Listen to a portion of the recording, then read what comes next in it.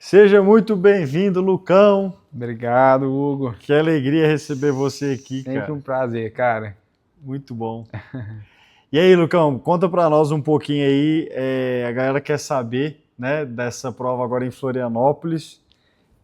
Você fez um 70,3 e você vinha de recuperação de uma lesão no joelho, né, Luca?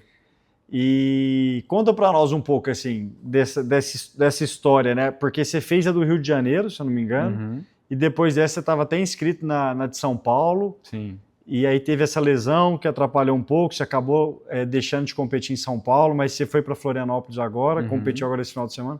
Conta uhum, um pouco esse contexto das três provas aí, a lesão uhum. e... Então, cara, exatamente, tudo que você falou tá certo. Esse ano eu decidi me aventurar nas provas de meio Ironman, a marca do Ironman que é super famosa, né? Sempre cresci vendo meu pai competir, então era um sonho meu. Esse ano decidi realizar esse sonho.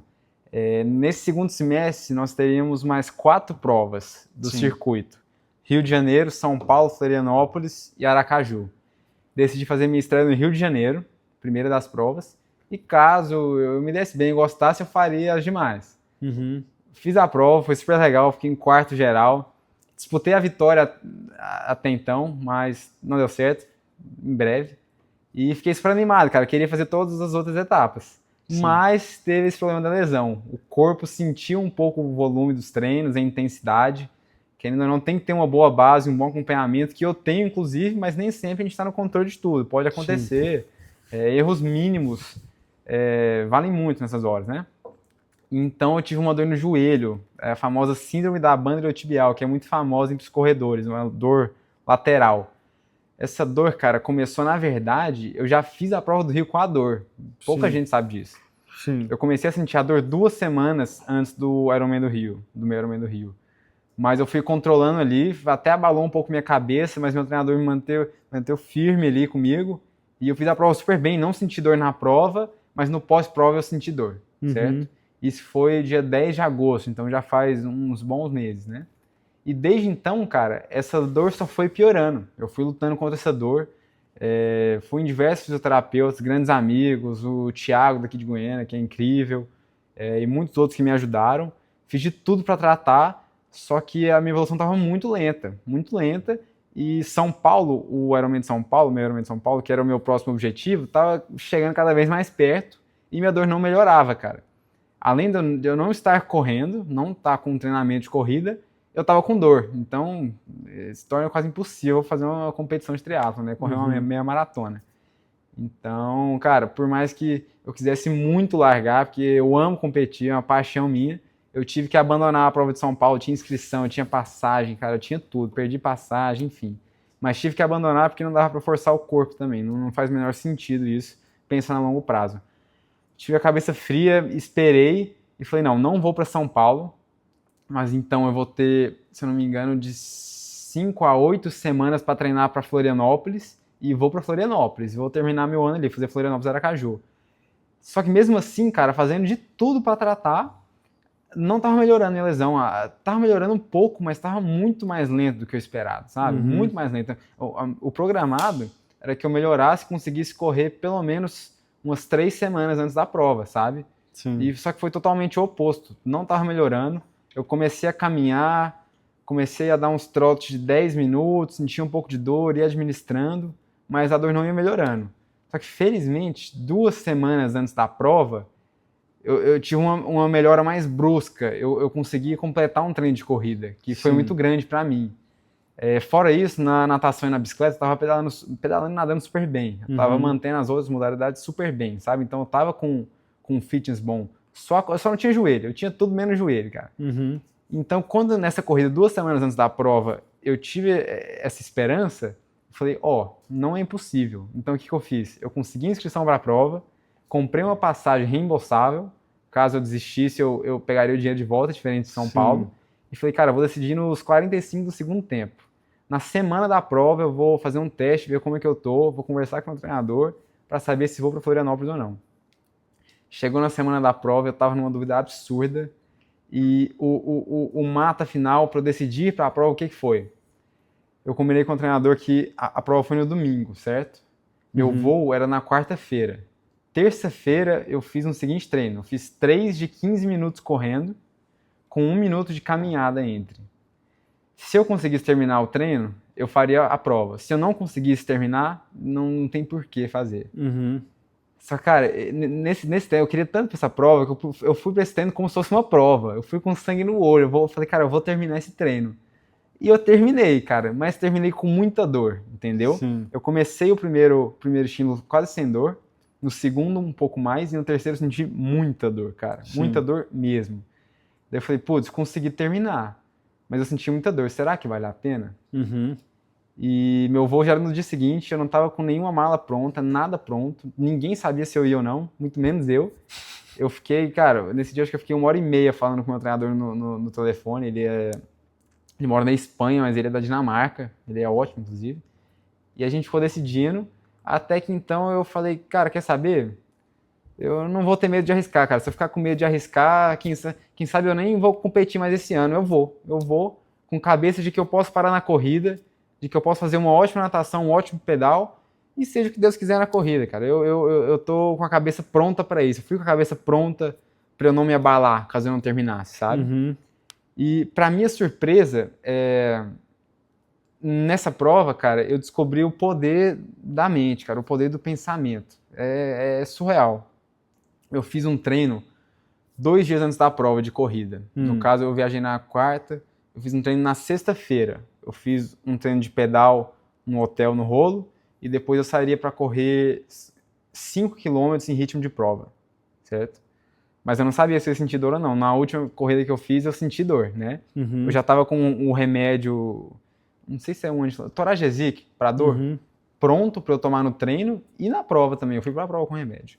E nesse treino, cara, eu fui com a cabeça, cara, eu não vou sentir dor, eu vou fazer de tudo para não sentir dor. Eu fui moldando a minha cabeça.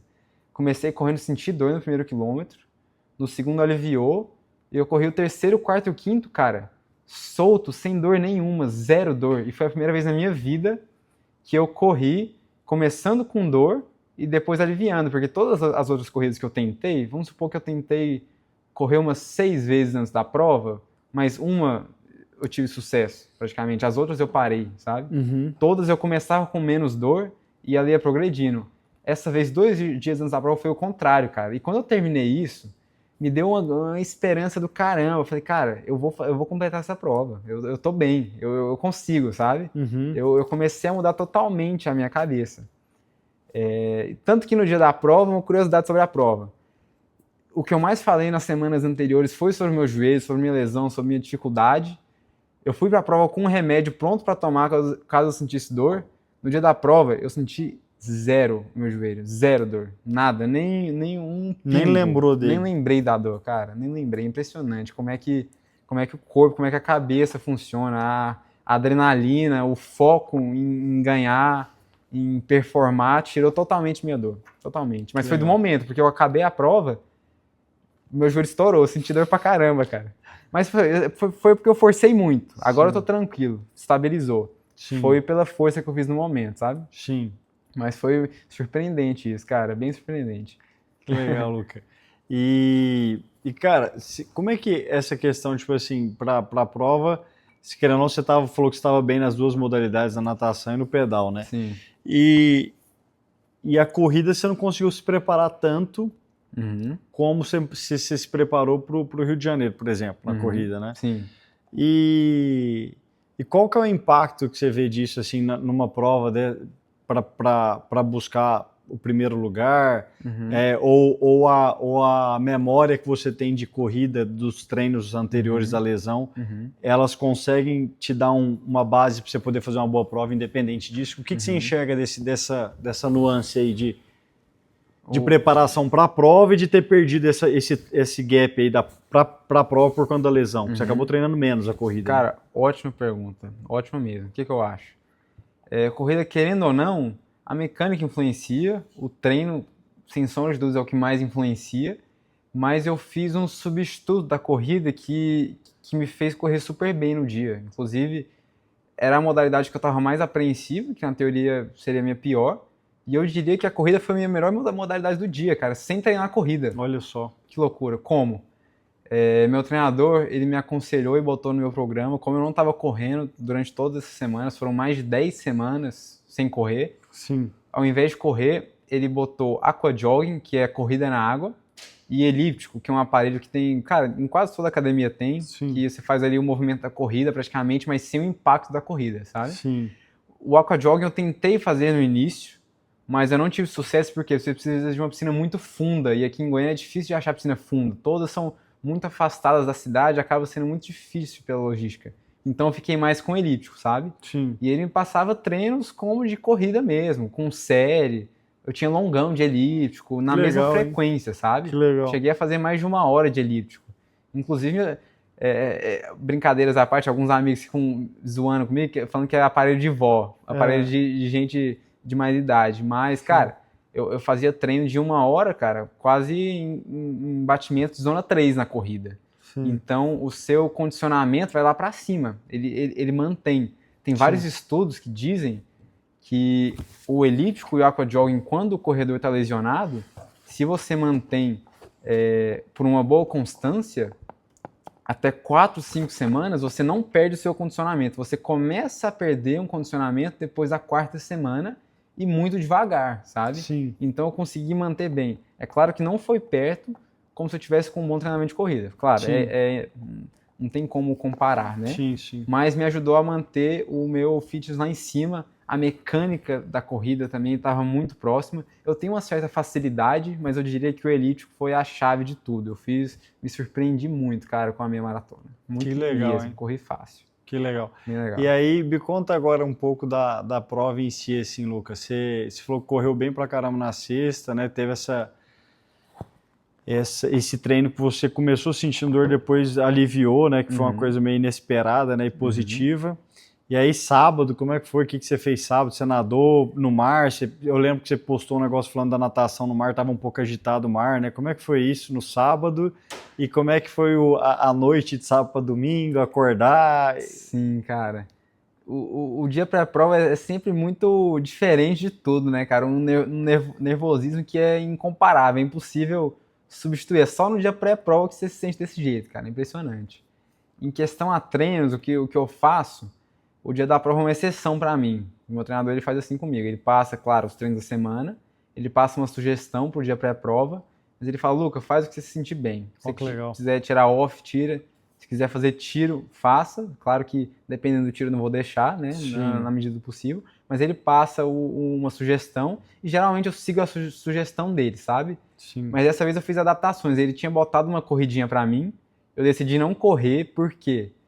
Porque eu queria tirar qualquer chance de sentir dor, porque eu sabia que isso poderia afetar minha cabeça e me deixar um pouco para baixo, sabe? Então eu não quis correr, já que a minha última corrida tinha sido positiva. Ele não tinha me passado natação e eu quis entrar um pouco no mar, nem para nada, eu quis entrar no mar literalmente para sentir um pouco a onda, sentir um pouco a maré, sabe?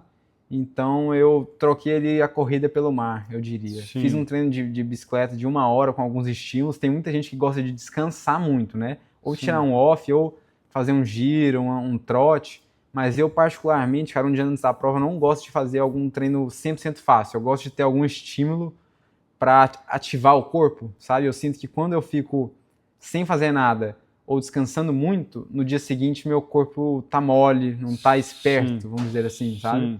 Então foi isso que eu fiz. Dia da prova também, cuidar da alimentação 100%, hidratação é um erro que eu já cometi, agora eu tô acertando mais. E, cara, descansar, cuidar da cabeça. Eu costumo dizer que é impossível você ter uma boa noite de sono um dia antes da prova. Cara, você tá preocupado, você tá apreensivo, você tá nervoso, não tem como. Consegui dormir ali umas 6 horas, que pra mim foi ótimo, pensando que eu acordei às 4 da manhã. Mas, cara, eu tenho muita facilidade com esse nervosismo. Eu gosto, eu gosto de usar o nervosismo como uma ferramenta pro dia da prova, sabe? Sim. E uma curiosidade sobre essa prova, cara, eu diria que talvez tenha sido a prova que eu tava com a melhor cabeça da minha vida, cara. Que legal, hein? Talvez não com o melhor físico, mas com a melhor cabeça. E o que você acha que fez diferença para isso, Luca? Pra você ir com a cabeça boa para essa prova específica, assim? Cara, eu diria que uma certa ambição por conquistar um objetivo, sabe? Isso foi muito importante. Para essa prova em especial, eu estava com vontade de provar para mim mesmo, por conta dessa questão da lesão. Tinha muita gente que acaba opinando, tinha muita gente que, não por mal, mas por carinho ou cuidado, estava apreensivo por mim, ou com medo, ou falando para eu não ir. Mesmo assim, eu quis ir, e eu queria, de certa forma, provar para mim que eu conseguia, sabe, cara? Uhum. Porque eu sentia que eu precisava provar para mim, cara, eu consigo vencer a minha cabeça e fazer, sabe? Sim. Então eu tava com mais vontade do que nunca, cara. Eu diria que eu tava mais confiante e com mais obsessão do que qualquer brasileiro, ou pan-americano, ou sul-americano, alguma prova grande que eu já tenha feito, sabe? Uhum. Foi bem, bem especial essa prova, cara. Bem Que especial. legal, que bacana. E Luca, aí no dia como é que fala? No dia no domingo, na largada, como é que foi essa questão da suplementação e aí, bom, a largada, como é que foi esse negócio? Quem que você já tinha mais ou menos com quem que você estava competindo, assim, você tinha uma noção de com quem que você ia brigar, assim, pelas posições da frente, Uhum. os adversários, você se surpreendeu com quem chegou no pódio junto com você, como é que foi essa dinâmica aí? Pois então, pra ser sincero, eu já esperava. O pessoal que chegou ali na frente, eu já conhecia os nomes. Um deles, inclusive, que ganhou, é um grande nome, já foi ex-atleta profissional, eu já acompanhei ele, era fã dele. Mas eu já conhecia por cima os nomes. Eu dei uma estudada no Statlist e no resultado de provas anteriores. Então eu sabia quem nadava bem, quem pedalava bem, quem não corria tão bem. Eu já estava um pouco ligado. Eu acho que isso, o atleta que quer um bom resultado, ele tem que saber fazer isso também. Não é Legal. só ir lá e fazer o melhor cara. Ele lá. tem que saber analisar, saber os defeitos e pontos positivos dos adversários. Ele tem que saber tudo, cara, num contexto geral. O meu treinador, inclusive, ele já treinou um atleta multicampeão mundial, muito famoso, chama Craig Alexander, já ganhou Kona, enfim. E ele conta de várias experiências do Craig como um exemplo para mim. E ele fala que o Craig Alexander, que é um grande campeão, ele tinha uma memória, cara, assim, de outro planeta, a ponto dele lembrar, ele estava na prova com o adversário e tinha um cara que estava abrindo dele, por exemplo, na bicicleta. O cara estava abrindo. Ele deixava o cara abrir porque ele tinha de cabeça todos os tempos da maratona do cara nas últimas 5 provas que ele fez. Então ele sabia por volta quanto que o cara faria, sabe? Isso não só do cara, de outros atletas. Ele tinha um número exato das parciais dele, sabe? Então Legal. o cara estudava a fundo os adversários, loucura, cara. Isso faz parte, porque é estratégia, cara. Esporte Claro. é estratégia, cara. Claro. Legal demais isso, né? Demais. E aí, então, você tinha mais ou menos mapeado ali os adversários, o que eles tinham de performance em cada modalidade. Sim. E aí você foi para natação, largou, como é que foi a natação? Conta aí para nós. Cara, então, a natação foi uma certa decepção para mim. Até o vídeo icônico que está circulando na minha chegada aí, que eu chego desmaiando, caindo, tudo começou na natação, cara. Aquela cena começou 4 horas antes na largada. Por quê, cara? Eu diria que meu grande erro foi a minha suplementação pré-prova. Eu posso explicar melhor, mas eu senti um enjoo na natação, certo? O mar estava muito mexido, eu errei um pouco nas quantidades de carboidrato, no timing de comer as coisas, sabe? Errei totalmente, erro meu de atleta, erro de iniciante até eu diria, sabe? Não foi legal da minha parte não, cara. Com o mar mexido, engoli um pouco de água e quando somou todos esses erros, eu fiquei extremamente enjoado. Quando você fica enjoado, você fica um pouco mole, sabe? Sem conseguir fazer a força necessária. Eu saí com o primeiro grupo, mas a minha intenção, cara, era nadar na frente e até abrir um pouco, sabe? Então eu não fiquei satisfeito com a natação. Mas tanto que quando eu saí da água, levantei, a primeira coisa que eu fiz, totalmente involuntário, foi vomitar, sabe? Isso já tinha acontecido em outra natação? Nunca na minha vida, cara. Inclusive eu odeio vomitar, odeio, assim. Eu não lembro a última vez que eu tinha vomitado. É péssimo vomitar, claro, né? Mas quando você sente esse enjoo e tá prestes a vomitar, isso tá meio consciente, de certa forma. Você sabe, eu vou, né? Só que na prova foi totalmente inconsciente, só saiu, sabe? Então eu tava precisando, foi do corpo na hora, sabe? Não pensei. Nem pensou. Nem pensei. E foi ali que começou tudo, cara. E o erro que você fala, você tem nutricionista e tal, ela passou para você mais ou menos ali no dia anterior o que você tinha que comer, o que você tinha que suplementar e tal. Sim. Você errou na dosagem que ela passou ou você acabou... Como é que foi esse... Então, eu errei em várias coisas. Isso é importante, porque isso acaba explicando tudo, né? O que foi meu erro, cara? Eu tenho um nutricionista ótimo, inclusive, e a gente tem um plano em gramas de carboidrato por hora, em quantidade, em horários e tudo mais. A gente tinha feito um plano para o pré-prova, eu tomaria o café da manhã. Do café da manhã, você tem um certo tempo até arrumar as coisas na transição, botar a roupa, aquecer, esperar a largada, tem um tempo. Para eu não Sim. ficar sem carboidrato, eu faria um carboidrato na garrafa, para eu ir tomando de pouquinho em pouquinho, certo? Sim. Eu faria o meu aquecimento de 15 minutos ali, e com o aquecimento, cara, você está movimentando, você faz uma força, entre o aquecimento e a largada, uns 5 minutos ali, eu tomaria um gel para repor o que eu perdi, o mínimo que eu perdi no aquecimento, Tá. e dar um estímulo para largar ali, né? Tá. Mas o que aconteceu? Primeiro, além desse carboidrato que eu fui bicando na garrafa, esse gel que eu tomei um bicarbonato também, certo? Que é um suplemento ótimo, assim, super tecnológico, me faz muito bem de verdade. Eu sempre tomo, nunca faço uma prova sem tomar ele. Mas ele precisa de umas 2 horas para ser digerido e ter uma boa absorção, sabe? Entendi. Acabou que eu acordei nervoso, fui me enrolando, atrasei um pouco e tomei muito em cima da hora. Tomei faltando 1h15, cara. Então é quase Entendi. metade do tempo certo. Isso já deu uma pesada no estômago, certo? E o segundo erro, talvez o principal, foi esse plano de carboidrato foi pensando que eu faria um aquecimento. Mas acabou que eu não consegui aquecer, porque eu estava atrasado, a largada era mais longe do que eu imaginava. Cheguei atrasado, queria pegar uma boa posição na largada, então eu não aqueci. Ao invés de aquecer, eu fiquei parado, cara, sem gastar energia nenhuma, e tomei, na verdade, ao invés de tomar o mesmo tanto que eu tomaria aquecendo, eu tomei mais, entendeu? Então foram 2 erros juntos. Uhum. Por quê? Era para eu tomar um gel de 25 gramas de carboidrato. Eu, no nervosismo, peguei qualquer um, tomei um de 40, entendeu? Que é muita coisa. Uhum. 3 minutos antes de largar, largou, mar agitado, bebi água do mar, me deu um enjoo e vomitei. Entendi. Então, você pode perceber que foi um acúmulo de erros ali que fez isso acontecer. Sim. Você vê que são os detalhes, né? São assim, os detalhes, porque... Cara. Bom, e Luca, quando você pegou lá na natação que você saiu vomitando, você estava em que lugar do negócio? Você saiu que lugar da... Então, eu saí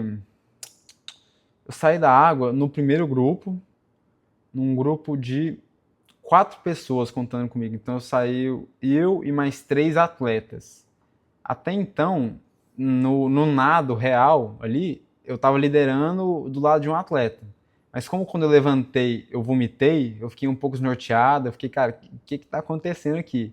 Eu demorei uns 10 segundos ali para me recompor e eles saíram da água. Então, na teoria, nos tempos, eu saí em quarto. Na teoria e na prática, né? Eu saí de fato em quarto. Mas eu nadei com os primeiros, sabe? Uhum. Saí em quarto e saí para pedalar na transição em terceiro. Então você ganhou uma posição na transição. Ganhei uma posição. A gente saiu do lado do outro, mas eu já fui embora e me mantive em terceiro até então. Sim, e desses 4 que saíram da natação, algum deles é o que chega ou não? Que é o que chega em primeiro, terceiro? Foi. Ali estavam o primeiro e o terceiro, sim. Entendi, eles estavam na natação. E exatamente quem eu imaginei que estaria por ali. Entendi. E aí você vai para a bike você fez bem, assim. Você conseguiu recuperar essa sensação ruim do vômito e tal na bike, cara, ou não? Quando eu vomitei, o primeiro pensamento foi, cara, ferrou, né? E agora? O que vai acontecer? Mas, surpreendentemente, inclusive, eu acho que foi uma ação do meu corpo para tirar o que estava me fazendo mal, né? Uhum. Então, depois que eu vomitei, passou 1-2 minutos, cara, eu comecei a me sentir muito bem, na verdade, entendeu? Uhum. É um fato que eu perdi muito líquido, perdi muito nutriente, né, né?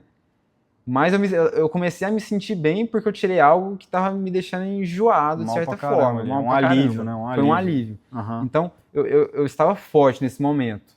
Mas uma coisa, algo péssimo, que foi outro grande fator para minha quebra, foi, apesar de me sentir bem, eu estava com o estômago enjoado e meu estômago não estava recebendo bem qualquer alimento, qualquer líquido, sabe?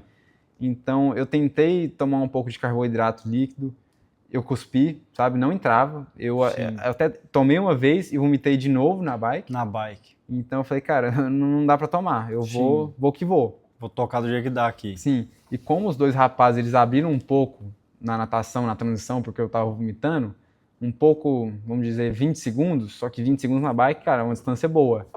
Eu tive que fazer uma boa força no começo da bike para encostar neles, sabe? Eu fiz uma boa força, até porque um deles, eu tinha certeza que pedalava muito bem. E eu não queria deixar ele sozinho, eu queria seguir o fluxo dele, sabe? Então, nos primeiros 20 minutos, tive que fazer muita força, muito mais do que o planejado para pegar eles. Muito mais mesmo. Então, juntou. Eu fiz mais força que o planejado, tirei grande parte do que eu tinha no meu corpo estocado, e ainda não conseguia repor, cara. Então foram 3 coisas péssimas ali somadas, né, cara? Sim. Que combo. E Luca, bom, aí você tá lá no pedal, a pergunta que eu ia te fazer da natação, você tinha uma previsão de tempo de fazer natação e quando você quebra, e quando você finaliza a natação, que você vai bater ali no Garmin, você olha pro tempo e vê que você fez um tempo bom ou ruim, isso, como é que foi essa... Cara, não. A natação é o único esporte que eu não me preocupo com o tempo e não olho o tempo. Muitas vezes eu nem pego a natação, sabe? Porque muito na natação, cara, como eu não estou vendo o tempo literalmente enquanto eu nado, é indiferente pra mim. O meu objetivo ali é estar na ponta, estar em primeiro, sabe? E abrir o máximo que eu posso. Eu tenho uma boa sensação de feeling, de força, se eu tô fazendo mais que eu devia ou não, ou menos. Então, cara, eu zero tempo, zero mesmo.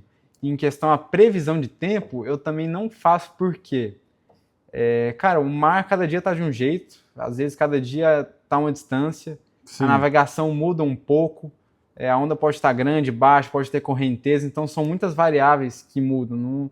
Acho que não tem por que ficar muito apegado ao tempo, sabe? Sim. É mais ele feeling mesmo da natação. Sim, então. Exatamente. E aí você entrou na bike, pá, e aí você tinha uma previsão de tempo na bike, você pedalou bem, você conseguiu pedalar junto com os caras. E como que foi essa questão de conseguir também repor? Que hora que teve algum momento na bike que você conseguiu começar a colocar coisa pra dentro? Demorou muito? Como é que foi isso? Sim, cara, sim. Então, a bike eu não tinha previsão de tempo, porque eu nunca fiz esse percurso, certo? Mas eu tinha uma previsão de potência e tinha uma ideia mais ou menos do tempo que eu faria com essa potência. A minha previsão era fazer por volta de 280 watts de NP, que é a medida que a gente pega na bike, né? E eu imaginei que isso me daria por volta de 2 horas e 10 na bike, os 90 km em 2 horas e 10. Que dá mais ou menos de 41,5 a 42 de média, sabe? Por aí, se eu não me engano. Era a minha previsão. Em questão de carboidrato, como eu falei no começo da bike, eu não consegui repor nada, continuei fazendo força. Com uns 30 minutos, eu consegui tomar um pouquinho de carboidrato sem vomitar, mas eu diria que até a primeira hora, cara, eu fiz sem nada, praticamente, sem nada mesmo. Depois de 55 minutos, 1 hora de bike, que eu comecei a me sentir bem de novo pra colocar carboidrato e líquido pra dentro, sabe? Caramba. Mas daí começou a estabilizar, cara. Na última hora foi ótimo, assim, eu diria. Surpreendentemente, eu consegui tomar 2 géis inteiros, consegui tomar quase minha garrafa toda de carboidrato. Só que ainda assim foi muito pouco perto do que eu tinha planejado. Fora que, cara, não adianta você fazer 1 hora sem nada e resolver colocar tudo pra dentro na segunda, sabe? Não é uma boa. Sim. Mas pelo menos eu me senti bem, sabe? Voltei à normalidade, cara. Tá. E aí você finalizou a bike em que lugar? Finalizei a bike em segundo lugar. Como foi? Eu saí com mais 2 atletas, certo? Pra pedalar. Um deles eu sabia que tinha uma bike muito forte, eu já fui atrás dele. O terceiro atleta, logo no começo da bike, ele sobrou um pouco. Eu fiquei com esse outro atleta até 1 hora de pedal, até quase que a metade do pedal. Só que o ritmo estava muito forte. Eu sabia que eu não estava repondo os carboidratos, eu estava preocupado. Então, sabendo que o ritmo estava acima do planejado, que eu não estava repondo carboidrato, eu decidi segurar e fazer meu ritmo para evitar uma quebra pior, sabe? Então, a partir de então, eu fiz meu ritmo até o final, cara, até o final. No meio eu tive uma baixa, eu fiquei bem cansado, assim, eu fiz até um pouco abaixo do que o esperado, mas nos últimos 30 minutos, quando a glicose começou a entrar no sangue, quando eu comecei a voltar a tomar carboidrato, eu dei um up e fiz o final até progressivo, assim, sabe? Eu fiz em 2h07, se eu não me engano, exatamente 280 de NP, o que eu tinha planejado. Exatamente, cara, perfeito. Olha só. Que legal, né, cara? Assim, a NP foi perfeita, mas a execução nem tanto. Eu fiquei muito feliz, mas é claro que é sempre melhor uma constância, né? Ao invés de começar muito forte, quebrar e depois recuperar. Sim. Mas foi ótimo, cara, dentro da ocasião. E aí você chega em segundo da bike, transição. Cheguei em segundo da bike, sim. E aí você entra na corrida com o que de distância do primeiro? Eu entrei na corrida... na prova você fica sem saber, né? Sim. Eu acabo dependendo dos espectadores me falarem e a na galera boa vontade. A galera fala. Assim. Geralmente, que eu sempre tenho alguém de confiança para me falar. Sim. Mas nessa prova foi totalmente a parte, eu não tinha ninguém que eu conhecia para me falar de fato. Não tinha algum familiar, algum amigo próximo, sabe? Sim. Então eu tava ali, se alguém me falasse era lucro para mim. E por acaso alguém me falou, eu não sei quem, eu só ouvi que o rapaz estava 2 minutos na frente, mas é difícil porque bem na saída da corrida eu ouvi em 500 metros 2 minutos, 2h30 e 2h50. Em quem que eu acredito, cara? Aí eu só corri, bicho. Só corri. Eram 3 voltas, querendo ou não, eu tava muito inseguro com a minha corrida, apesar de estar confiante, cara, eu tava ali, eu não sabia o que podia acontecer, eu não sabia o que eu era capaz, eu não fiz um treinamento de corrida, então eu não sabia... Eu não tinha estimativa de pace para fazer, eu só fui, entendeu? Sim. Tanto que eu fiz um combinado comigo de eu não ia olhar no relógio em hora nenhuma. Não quis olhar no relógio.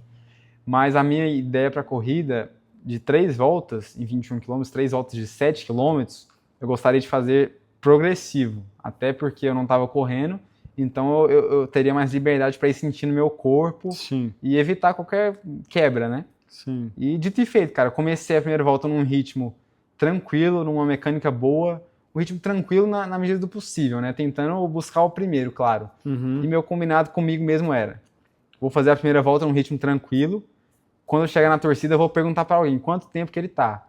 Se eu estiver buscando, eu aperto mais. E tiver bem, né? E tiver bem, eu aperto mais e vou administrando a prova, né? Confesso que eu não estava preocupado com quem estava atrás de mim, eu estava preocupado em pegar o cara da frente, entendeu?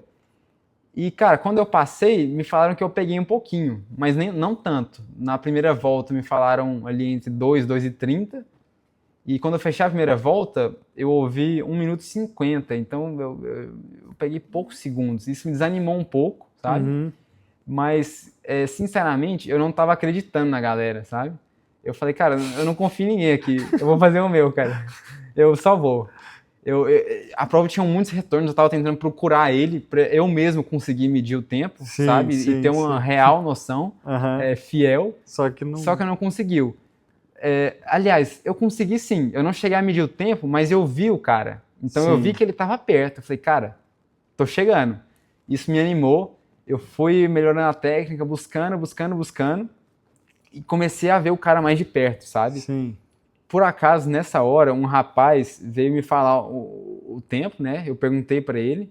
Eu falei, cara, quanto é que eu tô do primeiro? Ele falou 2 minutos. Eu falei, bicho, mas eu tô vendo o cara ali na frente, cara, não é possível. Eu comecei a achar que o povo tava brincando com a minha cara, cara. O que tava rolando?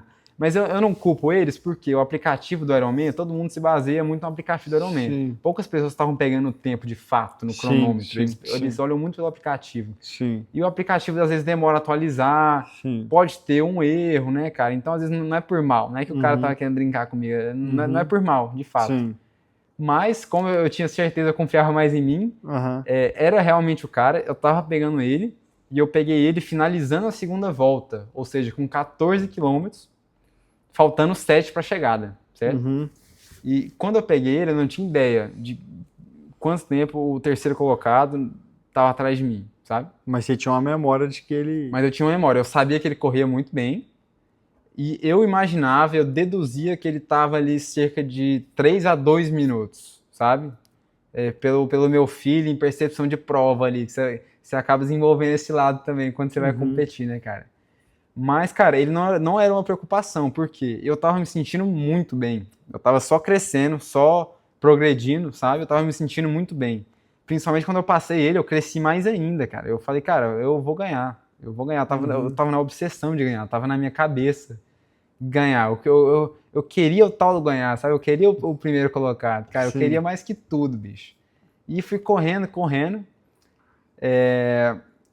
Ali no quilômetro 14, 15, eu tava super bem, cara, com a mecânica ótima.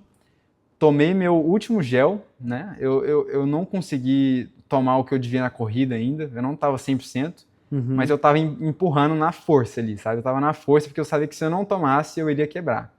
Mas mesmo assim, eu tomei menos do que eu devia, sabe? Eu cheguei a jogar um gel fora porque eu quase vomitei. Eu falei, cara, não, sabe? Não porque o gel é ruim, porque meu estômago tava péssimo, assim, sabe? Foi minha reação do momento. Mas, cara, no quilômetro 17, eu senti a primeira fraqueza, sabe? Eu falei, caramba, eu não tô bem como eu imaginava. Eu tô perdendo ritmo. Mas, cara, faltam 5, 4 quilômetros ali. É só chegar. É só chegar. Eu tô em primeiro, cara. Eu tô em primeiro. É só chegar, bicho. Ô, Lucas, só uma pergunta. No quilômetro 17, você falou que começou a sentir. Você acha que nesse sentir, olhando agora, né, que já passou um pouco de prova, você acha que foi 100% biológico ou tinha um pouco da cabeça também? Tipo assim, de estar chegando já na linha de chegada e falar, pô, eu vou ganhar, não acredito. Assim, como é que... O que você acha? Tem um pouco de psicológico também nisso? Ou foi muito do sentimento da prova mesmo, biológico? Cara, eu acho que é... Fisiológico, Acho né? que é 100% biológico, cara. Fisiológico. Acho que é do corpo mesmo. Foi do corpo mesmo, cara. Foi porque... um apagão, meu. Porque até então eu tava exigindo demais do meu corpo, cara. Se eu pensar friamente, quando eu contei tudo isso que eu acabei de contar pro meu treinador, ele falou, cara, você é louco. Como é que você fez isso? Como é que seu corpo aguentou? O que você fez não tem explicação. Como é que você não tinha energia e você fez tempos, potências e ritmos acima do que era para você fazer com muita energia, entendeu? Entendi. Então, cara, eu não sei como é que você chegou a isso. Você é maluco. Maluco. Ele ficou louco, assim. Então, eu acho que foi o corpo mesmo, cara. Foi o corpo mesmo que sentiu e foi acabou. O corpo que sentiu. Acabou, deu um apagão, meu. Foi o corpo que sentiu. Mas ele, logo depois que o corpo sentiu de verdade, aí entrou o psicológico, cara. Por quê? Um cara tinha me gritado que esse rapaz estava 2 minutos atrás de mim. O que para um final de prova é muita coisa, sabe? É uma distância boa, ainda mais que eu estava num ritmo bom. Só que quando eu senti que eu quebrei, faltavam 4 quilômetros, eu comecei a fazer umas contas na minha cabeça. Falei, cara, tô quebrando. Não, desculpa, falta um dado muito importante aqui. Ele falou que ele estava 2 minutos atrás de mim e correndo 15 segundos por quilômetro mais rápido que eu. Certo? Ele falou isso, muito importante. E aí, quando eu quebrei, eu comecei a fazer as contas. Falei, cara, tô quebrando. Em 4 quilômetros. Mas quando ele te dá essa informação, você já tinha sentido ou não? Ou ele te dá a informação e depois você sente o apagão?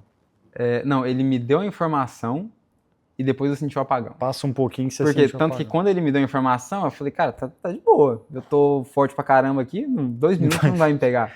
Fez a conta, né? Mas aí quando eu senti o apagão, eu falei, eita. Porque eu comecei a pensar, cara, faltam 4 quilômetros. O cara tá correndo 15 segundos por quilômetro mais rápido que eu. E ele tá 2 minutos atrás. Então ele me pega em 4 quilômetros. Se eu manter esse ritmo. Então se eu quebrar, ele vai me pegar, certeza. Entendeu? Daí, cara, aí que eu comecei a ir na raça, bicho. Faltando 4 quilômetros, eu parei num posto, assim, de água, que tinha coca, tomei um copo de coca, me deu um upzinho mais rápido, sabe? Só que faltando 3 quilômetros, 2,5, cara, eu comecei a cair muito, assim. Eu comecei a perder totalmente minha mecânica. Meu tronco começou a ir pra frente, os braços desgovernados, sabe? E eu só pensando, cara, vou ganhar, tá acabando, é só chegar. Eu fui chegando mais perto da torcida ali faltando 2 quilômetros, 1,5. Só que, cara, com 1,5, eu já tava acabado, assim. Eu já tava pensando, cara, acho que eu não sei se eu consigo chegar, sabe? Sim. Eu já tava totalmente acabado. E o que aconteceu? Entrou muito no meu psicológico o cara atrás de mim, sabe? Tanto que eu comecei a olhar pra trás toda hora e comecei a criar coisa na minha cabeça, cara. Porque eu comecei a ver um cara que tava atrás de mim e comecei a achar que era ele, sabe? Isso faltando 1,5, faltando 1 quilômetro, eu perdendo totalmente a minha mecânica. Eu olhava pra trás e via o cara me pegando. Daí quando tem uma parte... Aqui tá o percurso da prova. Você tem a parte que você fecha as voltas, certo? Você fecha uma volta e abre outra, correto? Você faz uma, duas, só que na última volta, ao invés de abrir mais uma volta, você passa reto para a linha de chegada, Sim. certo? Ali faltavam, não sei, 500, 400 metros para a chegada, eu já estava assim, cara, eu tava correndo com o rosto perto do chão, quase caindo. A torcida, cara, o corredor, eu vi a galera assim, pronta pra me pegar, cara, porque eu tava quase caindo no chão de verdade. Literalmente. De cair literalmente, de exaustão. Faltando ali 400 metros e eu liderando a prova, cara. Eu só, cara, eu vou ganhar, eu preciso chegar. E eu vendo o cara atrás de mim, sabe, imaginando coisas. Daí quando eu passei nessa parte em que você abre as voltas e passa reto pra linha de chegada, o cara abriu mais uma volta. Não era o cara que eu tava pensando. Entendeu? Eu imaginei na minha cabeça que era o cara, só que não era o cara. Daí quando eu vi isso, eu tava completamente exausto, mas aí me deu uma energiazinha final. Falei, cara, eu vou ganhar, porque eu achei que ele ia me passar, né? Só que quando eu vi ele abrindo outra volta, eu falei, cara, eu vou ganhar, é minha, falta 200, 300 metros, Você já via cara. a linha de chegada ou não? Não vi. Eu não via porque tinha algumas curvinhas no final, cara. Por isso que eu não via, mas, cara, se fosse uma reta, tava na minha frente ali. Nesse momento, inclusive, que eu tava literalmente quase caindo no chão, um atleta, só que do profissional, que eu busquei ele na prova, ele me passou de volta e até tentou me empurrar, sabe? Pra eu chegar. Sim. Porque ele viu que eu ia cair no chão, de verdade. Sim. Só que, cara, quando ele me empurrou, no meu subconsciente ali, eu pedi pra ele parar de me empurrar. Sim. Porque eu fiquei com medo de me desclassificarem por causa disso, entendeu? Sim. Se eu ia ou não sei. Agora eu tenho informação que não iriam, porque eu poderia receber a ajuda de atletas da prova. Eu não posso receber ajudas externas, entendeu? E o cara pode, às vezes, até te carregar, Lucas? Ou não? Carregar não. Cara, boa pergunta. Carregar, eu acho que... eu não sei como é que é a cláusula da Ironman, mas... Mas empurrar pode. Empurrar então, pode. Essa ajuda, sim. Tem até uma imagem famosa dos irmãos Brown, que um bota o outro no ombro, assim, eu te mostro depois. Mas já aconteceu no esporte outras vezes, sabe? Não foi a primeira vez que aconteceu. Só que na hora eu pedi pro cara parar, sabe, coitado. Até pedi desculpa pra ele depois, que teve um super gesto, né, cara? Sim. E eu pedi pra ele não me carregar. Continuei seguindo ali, cara, na raça, com a cara perto do chão. E, cara, faltando ali 50 metros pra chegar, e eu já tava vendo a linha de chegada. Eu tava vendo, mas não tava na reta, porque tinha uma curva ali, faltando 10 metros, sabe? Sim. Mas eu tava vendo ali o pórtico de chegada, faltando, cara, 50 metros. Eu olho pra trás e eu vejo o cara me passando, bicho.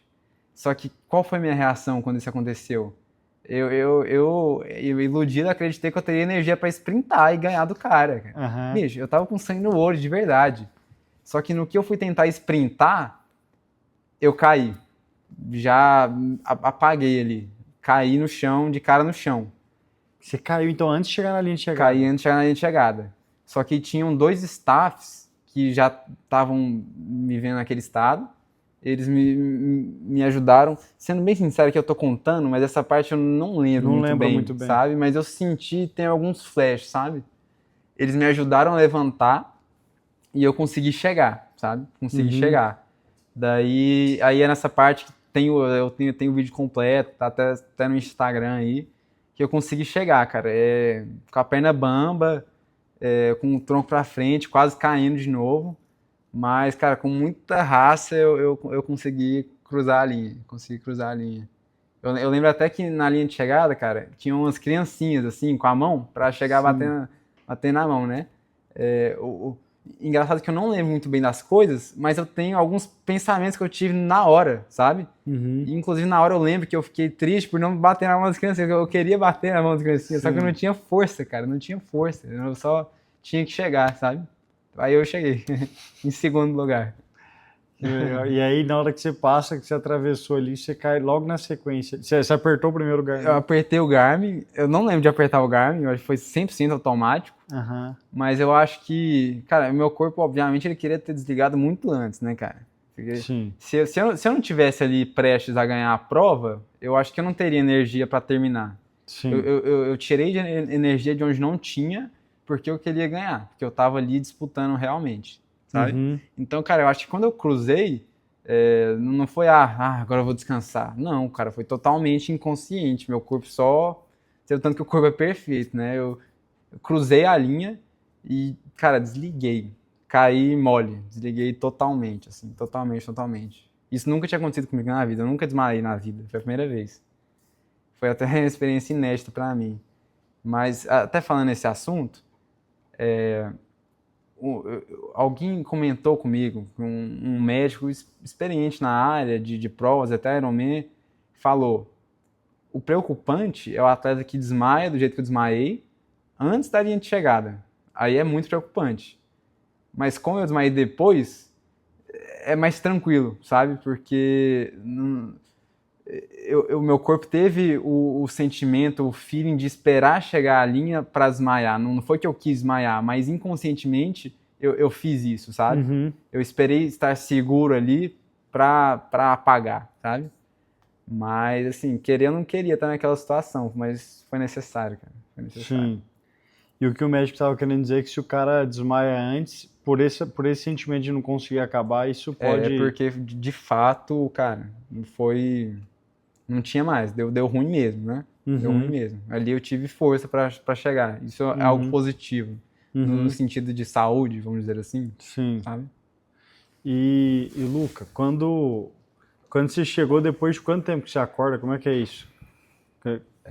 Você lembra de você acordando aonde? Como é que foi o negócio? Não, eu acordei super rápido, na verdade. Depois do desmaio ali. Sim. Eu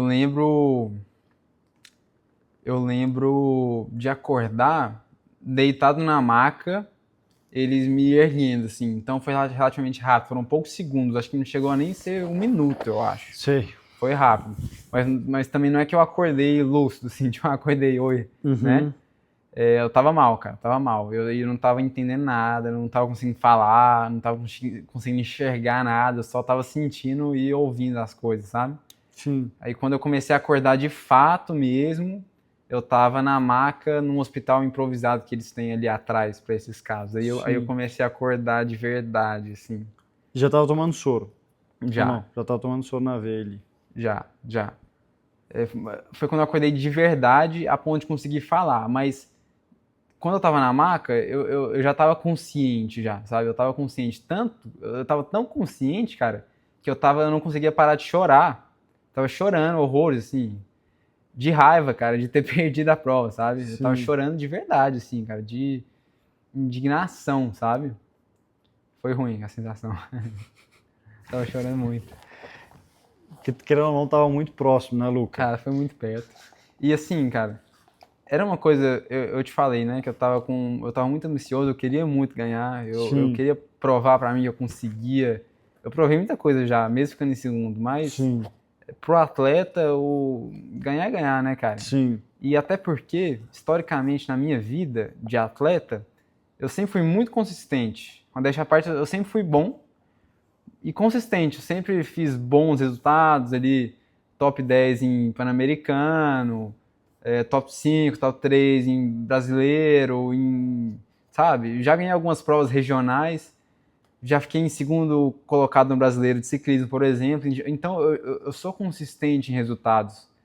Mas eu sinto que eu nunca tive uma vitória grande que eu me contento de verdade, assim, sabe? Tipo, falar, pô, eu tive esse grande objetivo, difícil, eu queria, fui lá e consegui ganhar, sabe? Na minha história, nunca tive isso, eu nunca ganhei, sabe? Essa sensação de, pô, ganhei, sabe? Sim, uma coisa que você realmente valoriza. Sim, exatamente. Sim. E essa prova seria a primeira vez que eu iria ganhar e ia ficar, pô, ganhei, sabe? Então foi ruim perder isso tão perto, entende? Foi bem ruim, cara. Sim. E o que depois, aí beleza, aí você chora ali, isso é bom, porque querendo ou não, você descarrega ali aquela emoção, aquele sentimento. Sim, e exato. o que é o aprendizado que você vê assim agora, ô, Luca? Assim, que você tirou de estudo, como é que tá a sua cabeça para a próxima prova? Porque eu acredito que deve ter sido um aprendizado do caramba, igual você falou, tipo assim, não foi, passou muito perto do título, né? Mas querendo ou não, foi uma grande vitória sua, pessoal também, por todo o contexto da prova, como aconteceu, né? E como que você está olhando, o que isso te ensinou para as próximas, assim, para sua cabeça agora, para os treinos, como que você está com isso tudo? Cara, eu diria que o maior aprendizado dessa prova seria o controle que eu aprendi a ter da minha cabeça e do meu corpo, mas principalmente da cabeça, sabe? Até onde que o meu pensamento, que o pensar positivo, eu acredito muito em lei da atração, até onde que isso pode te levar, sabe? O que que isso pode fazer, até onde isso te leva, de fato, sabe? Não tô falando que eu quero repetir essa cena ou que eu aconselho alguém a fazer isso, não. Jamais. Foi um caso totalmente à parte. Mas eu aprendi muito o poder da mente, do pensamento e do querer, sabe? Do querer ir lá executar e fazer, sabe? Eu diria que... Eu não sei se um dia a gente vai chegar a dominar nossa mente 100%. Eu acho que não, cara. É praticamente impossível. Mas eu diria que eu subi um degrau nisso depois dessa prova, sabe? Eu passei uma marcha ali, eu desbloqueei um nível da minha cabeça, sabe? Eu aprendi a dominar uma área que eu não dominava antes, vamos dizer assim. Entende? Sim. Você ganhou um grau aí Ganhei um grau, cara. na parte mental aí. Exatamente. Que legal. Tanto no mental, quanto no sofrimento, quanto em tudo, cara. Sim. E o que você vê, assim, Luca, que é o que mais pesa numa prova? Você tem um percentual na sua cabeça, assim, de, sei lá, físico versus mental? Eu gosto dessa pergunta porque eu vejo muito nos esportes, assim, a força que o mental tem, né? Você acha que existe para o triatlo, assim, de forma objetiva, você vê que o mental tem um peso de quanto ali na prova, você diria? Cara, o triatlo de longa distância é um tanto quanto novo pra mim, mas eu já consegui sentir bem, né, cara? E eu diria que na prova, cara, sem dúvidas o mental conta mais de 50%. Eu diria que 60%, 70%, por aí. Eu diria 60% seria mental, cara. No dia da prova, né? Sim. Eu diria sem dúvidas. Mental ali conta mais. E, Luca, qual que é a próxima prova que você tá? Próxima prova. Ou você tá... Agora você vai esperar um pouco? Como é que Cara, tá isso? então, quando eu tava na maca, depois nesse domingo agora, eu só pensava, cara, esse ano chega, eu não quero mais, eu preciso tirar uns 30 dias de descanso, eu preciso cuidar do meu corpo, eu preciso resetar tudo pra começar um ciclo novo, né, cara? Sim. Só que, bicho, durou umas horas só. Quando eu me senti bem de novo, eu falei, cara, quer saber? Eu quero ir para Aracaju, que é a última etapa do circuito do Ironman, daqui 5 semanas, dia 30 de novembro. Falei, cara, eu quero ir para Aracaju. Se eu quero, eu não afirmei ainda, até o atual presente eu não afirmei. Eu preciso sentir um pouco como vai ser a recuperação, eu quero fazer uns exames antes. Mas, assim, eu tô encaminhando ali, tô voltando, tô recuperando, tô treinando sabe? Sim. E aí eu fecho o ano, cara, aí eu fico feliz, fico muito feliz de terminar o ano assim. Boa. E, Luca, nessa prova você falou que você estava meio sozinho, né? Que não tinha ninguém da equipe, da família ali para poder dar os toques ali durante a prova, né? Sim. Mas uma pergunta interessante que eu queria ouvir de você, cara, como é que foi o bate-papo com seu pai antes da prova? Né, assim, o que foram as instruções? Porque eu imagino que ele deve te dar alguns conselhos em todas as provas, etc. Apesar de você ter um treinador, né, que é o da Dinamarca. Mas, assim, o que ele te aconselhou antes da prova e como que foi a sua conversa com ele depois da prova também, com o que passou, etc. Sim, cara, essa conversa com meu pai é muito importante pra mim, porque eu me inspiro muito nele. Ele, cara, eu tenho ele como conselheiro, sim, também. A opinião dele conta muito pra mim. Em grandes decisões, eu até costumo usar ele como base, entende? Então, cara, é essencial pra mim falar com ele antes da prova, pelo menos um pouco. Por mais que ele não seja um cara de muitas palavras, que vai sair falando muita coisa pra mim. Sim. Enfim, ele é mais tranquilo, ele é mais sensato, ele é mais prático, sabe? Sim. O que eu acho ótimo, na verdade. Então, cara, ele não me fala nada muito extraordinário. Ele faz o que você treinou, tem uma boa cabeça e faz o que você sabe fazer, não tem erro. Cabeça boa. Ele pega muito no quesito da cabeça, sabe? De saber competir, de executar o que eu treinei. Ele fala muito que eu treino muito bem, sabe? Eu sou bom nos treinos, eu sou um cara consistente, eu gostaria de ser mais, claro, sempre, mas eu faço bons treinos, sabe? E ele fala muito que eu tenho que executar o que eu faço no treino na prova, só, sabe? É o grande conselho do meu pai, que é simples, mas é muito difícil de executar, cara. Sim. E já no pós-prova, a primeira coisa ele queria saber se eu tava bem, né? Aham. Inclusive, ele foi a primeira pessoa que eu falei. Quando você vai fazer inscrição para o aeromédico, se você já fez, você sabe, né? Você tem que ter um Sim, contato de emergência, você lembra sim, disso? sim. Que é justamente para esses casos. Se acontecer alguma coisa com você, você tem que ter um contato de emergência. E o meu era meu pai. Então, quando aconteceu isso comigo, a primeira coisa que a galera da prova fez foi ligar pro meu pai. Só que meu pai tá fora do país, né? Então, acho que acabou sendo um pouquinho mais lento a comunicação. Mas, felizmente, ele conhece ali o dono da prova, o cara que organiza, o Galvão. Uhum. E aí o Galvão ligou para ele e levou o celular para mim só para eu falar um oi pro meu pai, falar que eu tô vivo, tô bem. Então esse foi o primeiro contato, na verdade, mas foi literalmente um oi, sabe? Uhum. Quando eu voltei pro hotel, tomei banho, fiquei mais tranquilo, eu liguei para ele. Ele também, como sempre, não foi de falar muita coisa, mas é claro que ele quis saber o que aconteceu, se preocupou se eu estava bem ou não. Mas o principal foi analisar qual foi o erro. Eu acho que a principal coisa nesses casos é, de fato, reconhecer seu erro e saber o que você precisa para mudar e fazer melhor na próxima, né, cara? Senão você Sim, vai continuar errando a mesma coisa. É sim. bem sensato mesmo. Bem Bem prático. prático. É. Boa. E, Lucão, outra coisa, a questão da competição do 70.3, como está essa questão de competir no Pro? Você pensa em passar para o Pro em algum momento? Você pensa em competir mais quanto tempo no Amador? Como é que está a sua cabeça para isso? Cara, ótima pergunta. Inclusive, eu vejo muita gente me perguntando a mesma coisa. Acho que tem muita gente curiosa, inclusive. Na verdade, eu sempre fui pró, de certa forma, porque antes eu Uhum. fazia curta distância, e na curta eu competia como profissional. Sim, Quando eu decidi migrar para longa, eu tinha a opção de já entrar no Pro. sim, Mas como eu nunca fiz nada perto, seria uma experiência totalmente nova para mim, e eu decidi trocar no meio desse ano. Falei, cara, esse ano eu vou fazer no amador, para testar, ver se eu gosto, ver se eu vou querer continuar, sentir, e uhum. dependendo depois, quem sabe ano que vem eu posso ir pro profissional. Eu não bati o martelo, não decidi nada, cara, eu só queria fazer para sentir de verdade. Então eu fiz no amador, fiquei em quarto, segundo, como eu falei, espero fazer mais uma prova.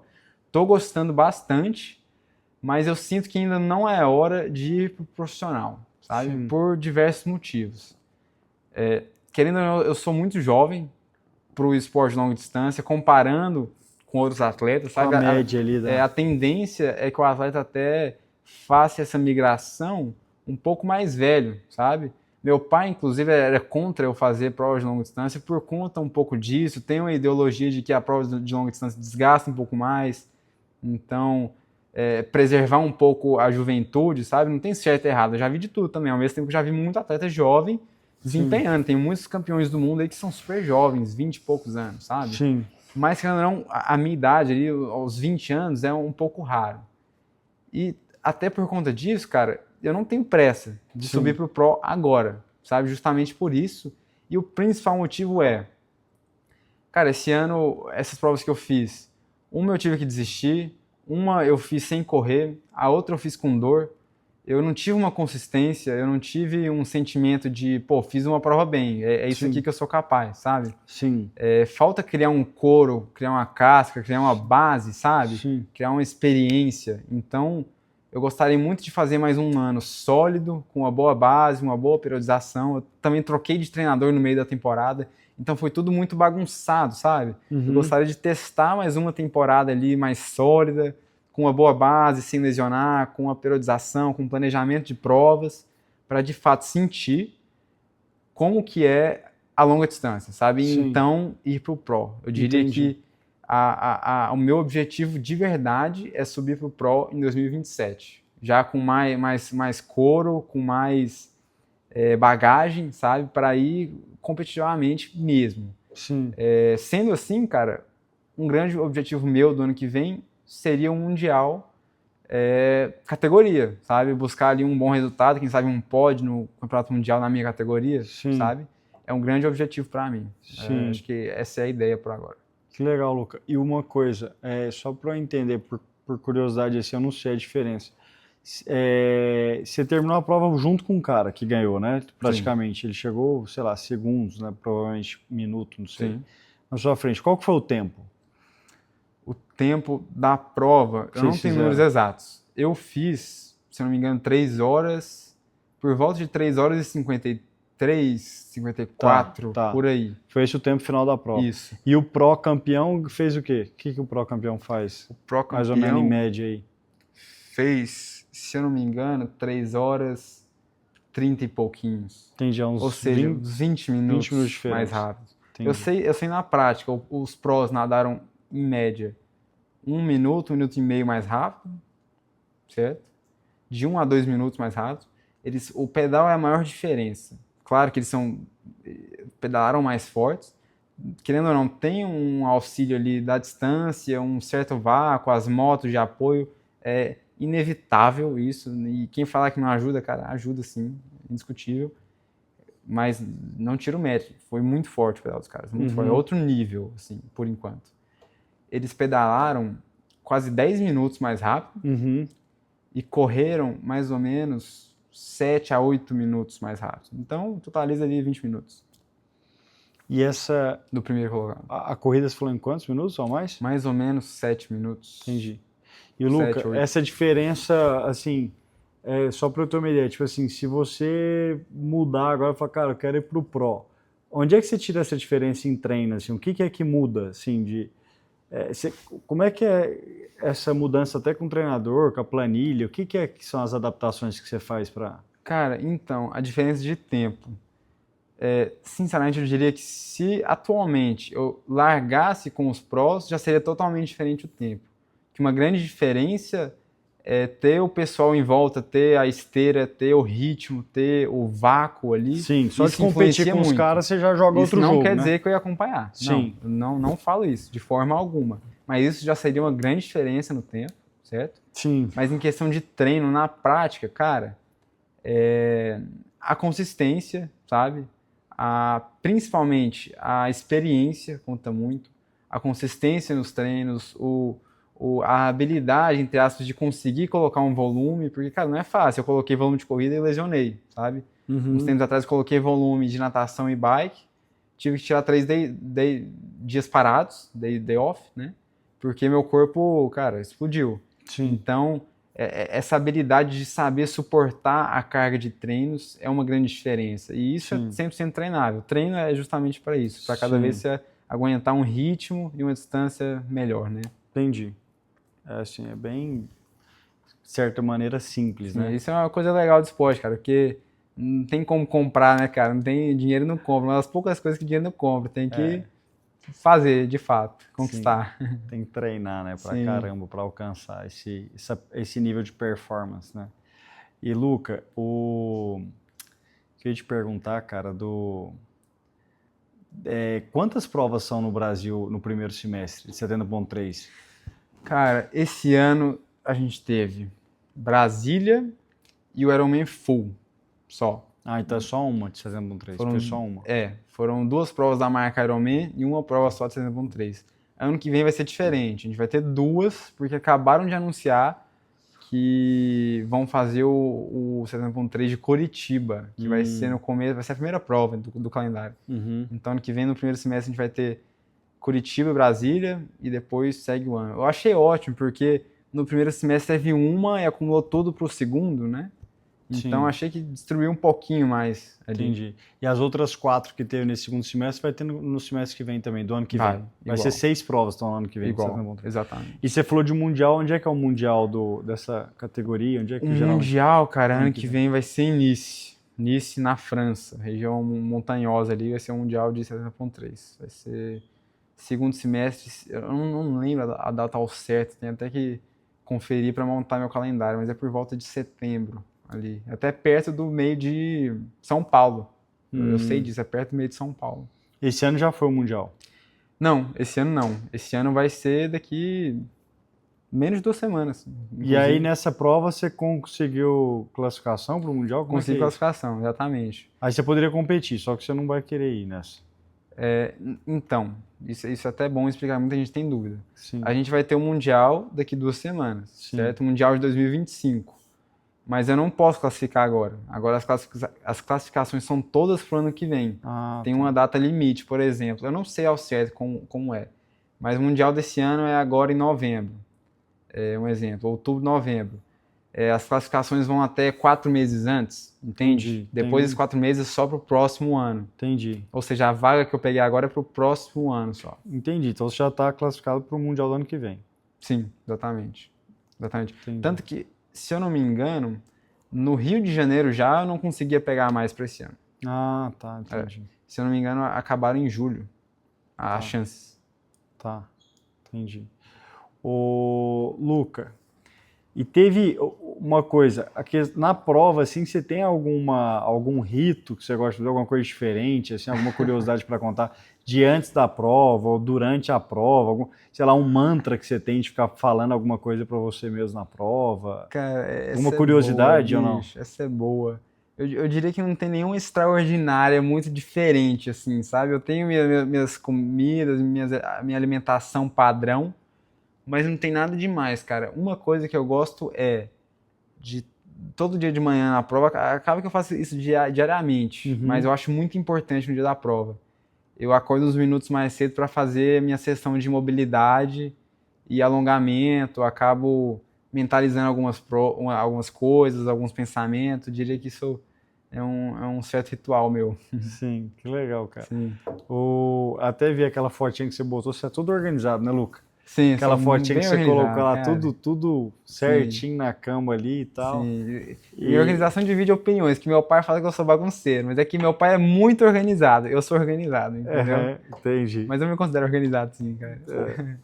Luca, uma pergunta que eu tenho curiosidade de saber. Seu pai é treinador de muita gente, né? Sim. E como é que fala? Você comentou que você tem um treinador dinamarquês, que você trocou o treinador nesse ano e tal. Como é que funciona essa dinâmica com seu pai? Ele é seu treinador também ou não? Ele já foi seu treinador?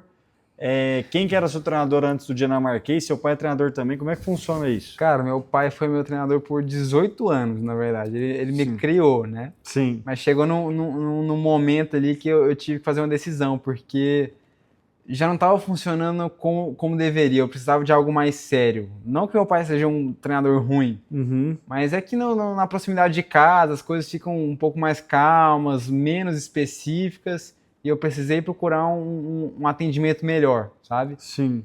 Mas eu diria que meu pai é meu treinador secundário, assim, sabe? Inclusive, meu treinador conhece meu pai e vice-versa, eles confiam um no outro. Meu treinador sabe que meu pai é muito importante para mim, ele me auxilia muito. Meu pai continua vendo os meus treinos, analisando. Só mudou a pessoa que faz a periodização, me vê cada detalhe mesmo, sabe? Sim. Eu acho que essa foi a grande mudança, mas meu pai continua sempre do meu lado, cara. É muito importante para mim. Entendi. Boa. E antes do dinamarquês, quem que era, Luca? Cara, foi meu pai. Eu passei um ano com um treinador da Espanha, de uma equipe, e logo já treinei pro dinamarquês, um treinador da Espanha. Não é tão conhecido, não, de Girona. E o da Espanha, você falava espanhol com ele? Sim, ou inglês? Espanhol. Os dois, misturados. Com o dinamarquês você fala em que língua? É só inglês, cara. Inglês. Eu brinco que o meu treinador da Dinamarca, cara, eu pago ele como treinador e já mato a aula de inglês junto, que a gente se fala todo dia, cara. É uns 20 minutos por dia. Então, já treino inglês também, cara. Legal. E ele é triatleta também? Cara, ele não pratica, ele até já tem de mais idade, ele pedala pra caramba, mas ele não faz triatlon. Já fez um pouco, mas hoje em dia não é o principal dele. Sim. Mas você falou que ele treina o cara grande já, né? Que já foi grande. Já treinou muitos atletas, já fez muitos campeões. Eu acho que isso é muito importante. O cara que conhece, vive, entende da cabeça, do corpo, como que o atleta reage, é muito importante. Essa experiência vale muito. Deixa eu te perguntar, o que você tem a dizer sobre a questão da parceria com a Solotec, que é uma empresa que não tem nada a ver, entre aspas, com o que você faz com a sua modalidade, com o triatlo, né? O que o triatlo tem a ver com a Solotec, que é uma empresa do agro e tal. Eu queria que você falasse o que você está achando dessa parceria e é isso. Cara, sinceramente, eu tô achando essa parceria um certo desafio até. Sim. E deu pra ver que eu gosto de desafio, né, cara? Mas um desafio ótimo, claro, porque de fato é uma empresa que não tá 100% envolvida no esporte, é até um dos princípios da nossa parceria, né? Inserir um pouco a empresa ali no meio. Mas eu tô gostando muito de pensar em meios de fato associar e sentir o quão próximo a empresa está no esporte, está na rotina e pode me ajudar de fato. É claro que o apoio de vocês é essencial para mim, para meus treinamentos, minhas viagens, competições e tudo mais. É um prazerzão estar estampando vocês comigo. Muita gente já veio me perguntar e eu explico com o maior prazer também sobre o que é. E também, cara, tá me abrindo portas, que eu tô conhecendo muita gente do agro, por exemplo, no triatlon, sabe? Eu tô vendo o quanto que esse meio pode influenciar a galera ali. Que Muito legal. legal. Luca, me fala um negócio. A gente tem um produto hoje aqui na empresa que ele é o nosso produto-chave, assim, né? Que é o Surround. E eu acho que ele tem muita ligação, muita conexão, a gente consegue fazer muito paralelo com a questão até dessa situação dessa prova agora de Florianópolis, porque tem a questão da desidratação, né? Sim. E o Surround, de algum modo, o mecanismo de ação dele é um produto que ele consegue proteger a planta contra a radiação solar, contra a alta temperatura, contra o calor, né? E ele consegue armazenar mais água na planta, ele consegue proteger a planta contra estresse climático, etc. E é o produto nosso carro-chefe aqui da empresa, né? E que é um produto que a gente está crescendo muito com ele no Brasil. Ele é o produto que está levando a Solotec para o Brasil, inclusive. Eu acho legal falar, porque o que é o mecanismo de ação dele? Ele é um protetor solar para a planta e ele é um repelente a inseto. Então ele ajuda nessas duas, de forma bem objetiva, nessas duas funções da planta, né? E como a gente vive num país tropical, que tem muito calor, muito sol, alta temperatura, assim, com uma constância no ano inteiro, apesar das estações, né? O sol é predominante no nosso país, né? E a intensidade dele também é alta. Então é um produto que tem feito muito sentido em todas as culturas, em todas as culturas. E aí, cara, eu acho interessante porque, assim, no seu caso da prova, eu imagino que houve essa desidratação, né, que você vomita no início da prova e depois você vomita na bike também, e que isso fez falta para você no final da prova, né? Tipo assim, você chegou no final da prova, você estava pertinho de chegar na linha de chegada e, pô, a fase caiu, né? E a planta acontece isso também, né? Quando existe uma desidratação por a questão de temperatura, calor, o que quer que seja, e a planta não tem esse suporte, né, que seja para guardar os nutrientes, porque são várias variáveis, né, Luca? Igual você falou, cara, não foi uma coisa que aconteceu, foram várias. E a planta, ela sofre essa mesma dor. Não é só por conta do calor, é porque ela não conseguiu armazenar a água, a chuva que entrou, ela não conseguiu armazenar com qualidade. Aí o inseto que picou, entrou um vírus que lascou. Então, assim, essa sequência de fatores que vão acontecendo é o que vai matando a planta, não é só um fator, né? E foi mais ou menos o que aconteceu. Eu acho interessante fazer esse paralelo, cara, porque assim, o nosso produto é um produto que ele entra fazendo várias funções e que dá esse suporte, né? Fala um pouquinho aí, até a questão do clima, o que isso te influenciou na prova, como é que estava o clima ali em Florianópolis? Cara, eu acho muito interessante associar isso à planta comigo, atleta, enfim, porque tanto eu quanto a planta, a gente acaba dependendo de muitas variáveis, certo? Sim. Mas acima de tudo de muitas variáveis que a gente não tem controle, que é o principal. Sim. Então, saber das possibilidades, o que pode acontecer, às vezes até como contornar um pouco, é uma habilidade que ambos os lados precisam saber e ter, né, cara? Sim. Mas na prova, cara, uma variável, inclusive, que é incontrolável era o mar, por exemplo, sabe? O mar, cara, tava muito agitado, muita gente com medo, é um mar mais difícil, então eu tive que adaptar, fica uma prova mais lenta, fica uma prova mais difícil, mas, cara, não tem o que fazer, todo mundo tem que completar a prova, o mar era aquele naquele dia e deu no que deu. Sim. E essa questão assim, né, Luca? Tipo assim, lá no dia tava muito sol ou tava chuva? Não, cara. Florianópolis tem um clima mais ameno, assim, mais tranquilo.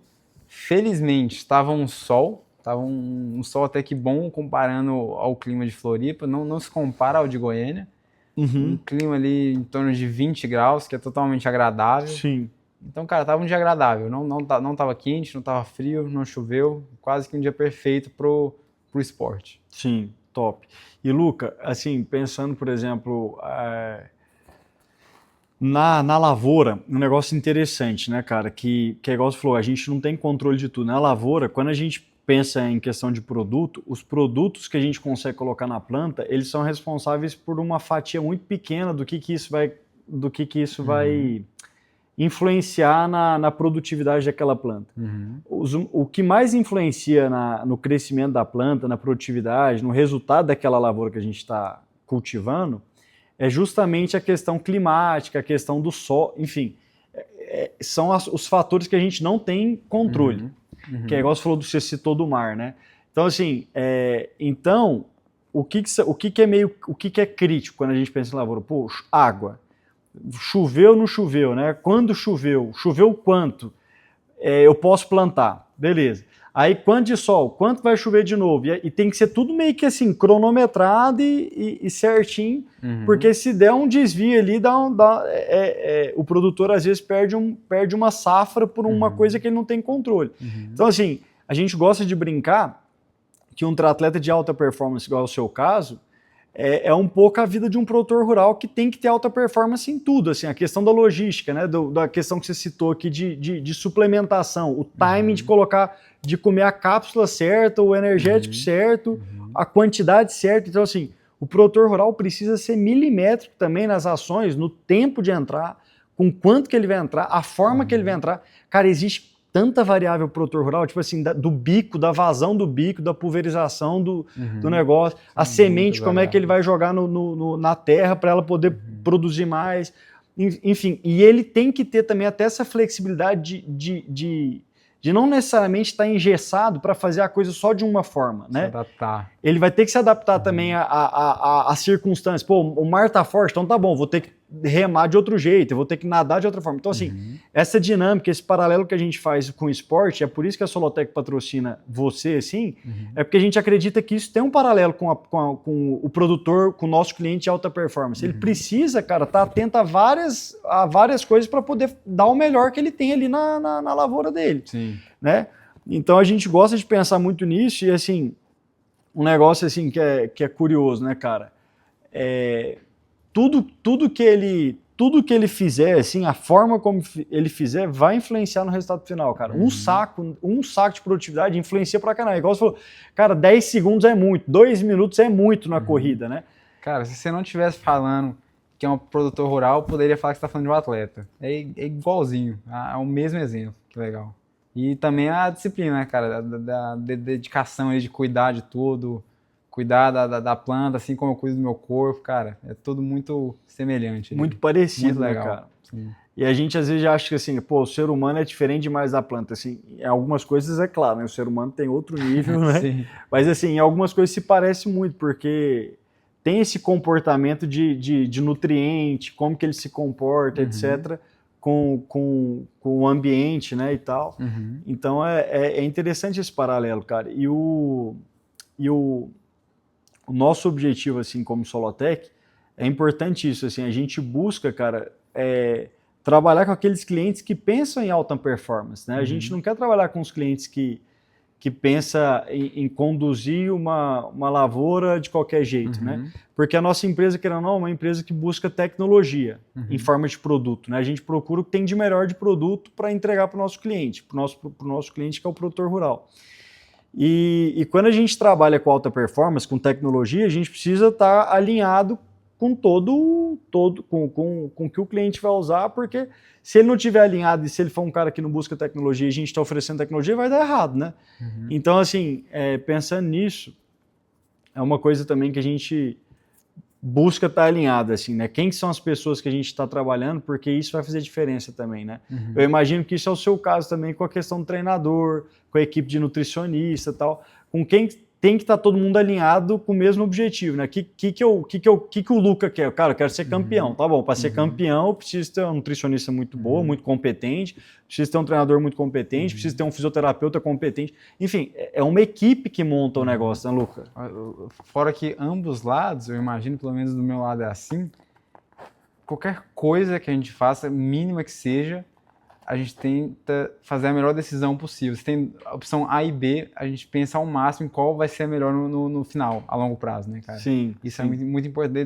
Desde o que eu vou comer, do que eu vou pedir no restaurante, tudo eu penso minimamente, da mesa que eu vou sentar no restaurante, por exemplo, eu penso se está de frente ao ar-condicionado, se eu posso pegar um resfriado, por exemplo. Sim. Então os mínimos detalhes contam extremamente, né, cara? Isso é impressionante, muito legal.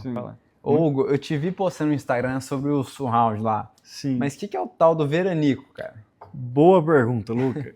O veranico, cara, é um comportamento climático que acontece no Brasil há muitos anos, sempre acontece no Brasil isso. E o que é o veranico? É um período que fica sem chuva. E pro agricultor isso é crítico, porque a planta precisa de água. Então, assim, o ideal para o produtor é que chova uma quantidade todos os dias, assim, como se fosse água, papinha na boca do neném ali da planta, né?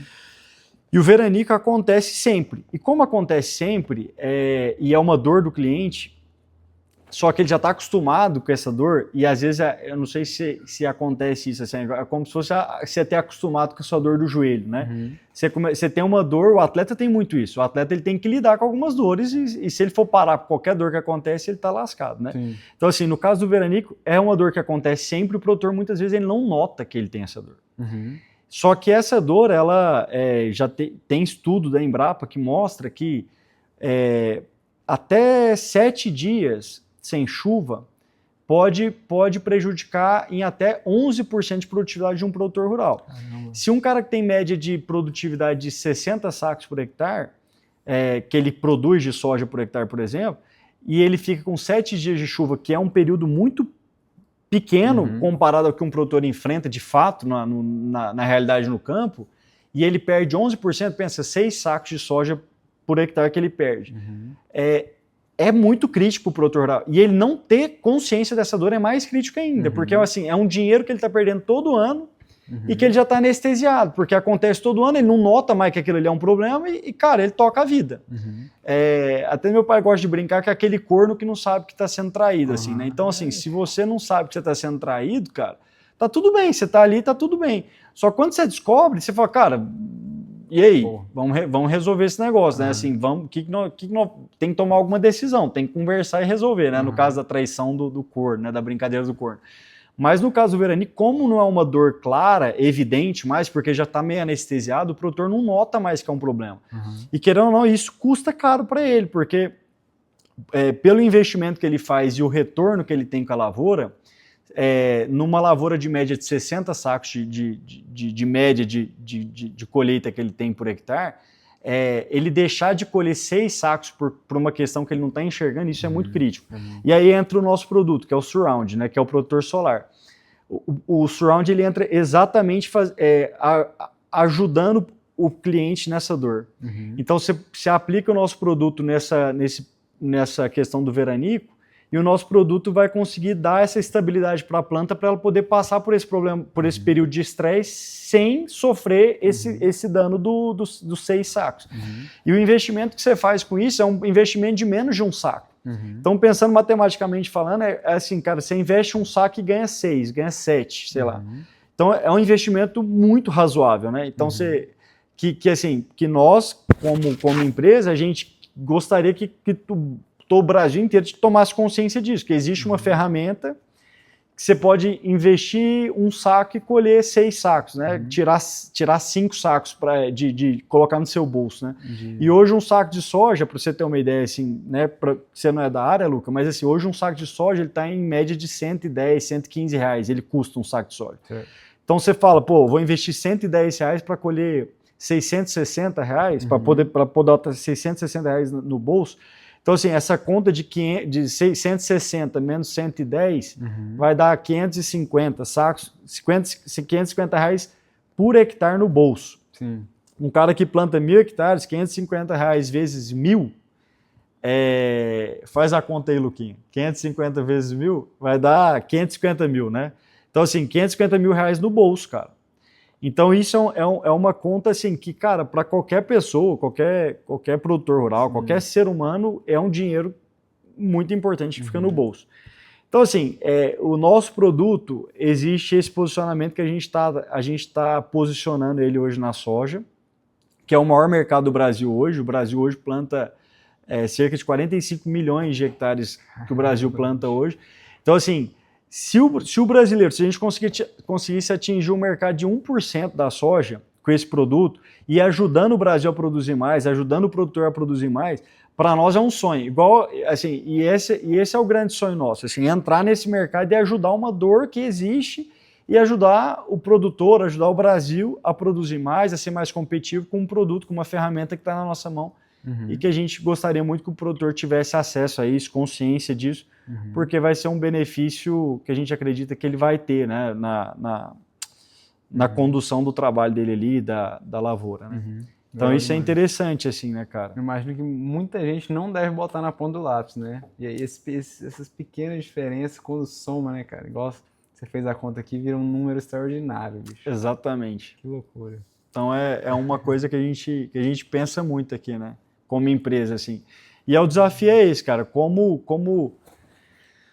fazer com que essa informação chegue ao cliente, né? Hoje, querendo ou não, cara, a gente vive num mundo de muita informação e fazer com que essa informação específica chegue no ouvido do cliente, do produtor rural, é um desafio para nós, como Solotec.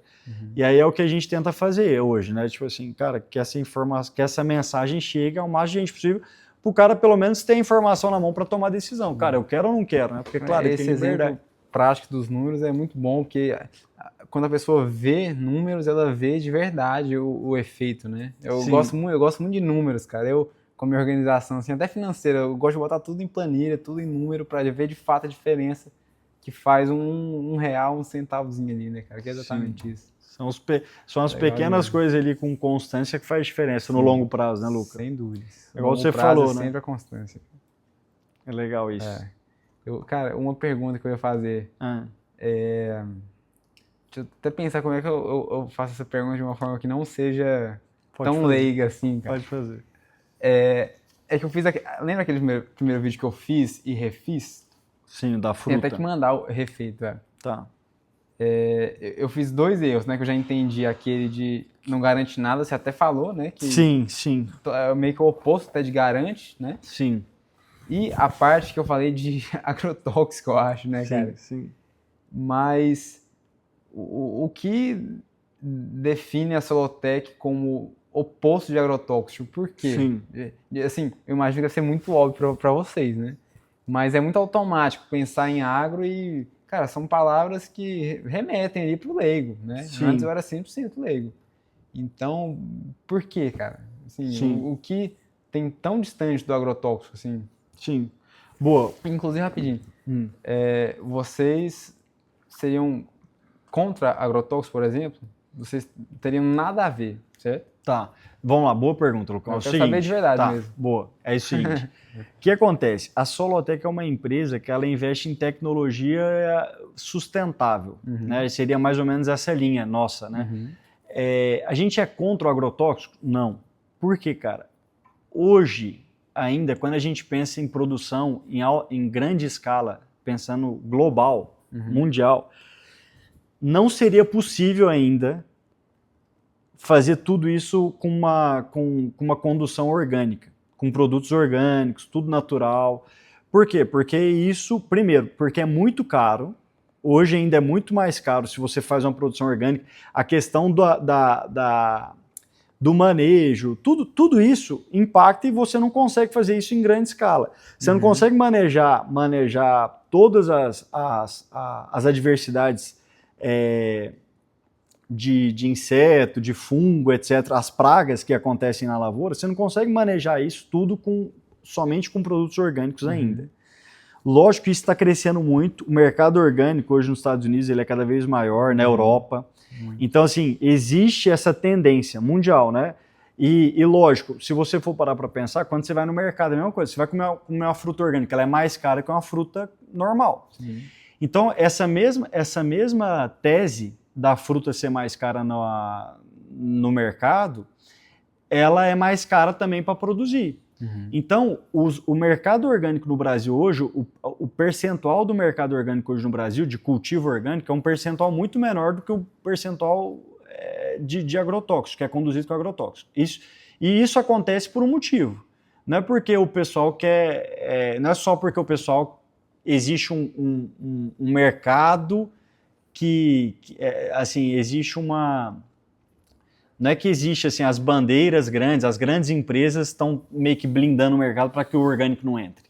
Mas é porque de forma bem prática a condução, a praticidade da condução com agroquímico, ela é muito mais viável financeiramente e etc. Esse é um primeiro ponto. Certo. Então assim, mas existe uma tendência de que o orgânico cresça cada vez mais e ele tome um mercado.